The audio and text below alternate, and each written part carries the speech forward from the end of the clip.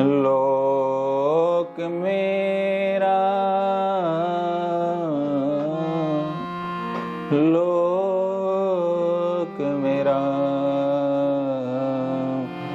लोक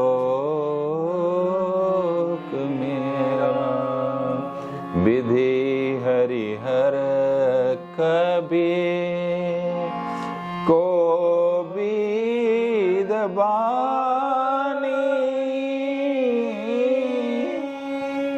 कहत साधु महिमा सकुचानी।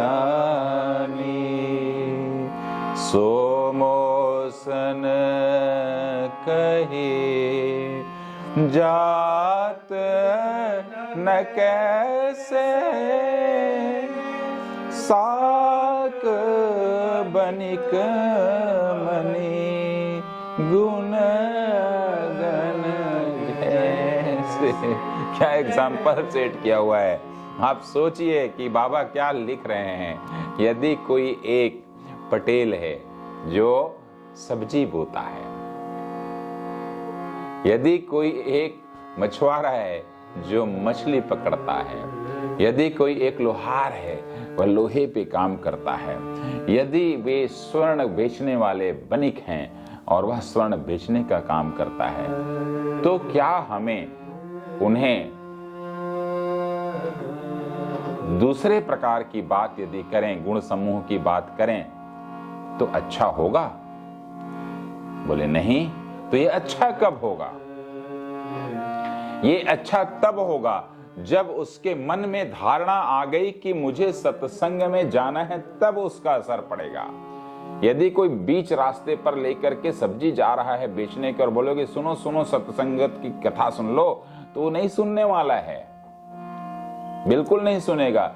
यदि कोई मछुआरा बैठा हुआ है और जाकर के मछली पकड़ने के लिए जाल फंसाया हुआ है, आप बोलोगे सुनो भैया मैं आपको राम जी के बारे में सुनाना चाहता हूं, बोलेगा मुझे टाइम नहीं सुनूंगा।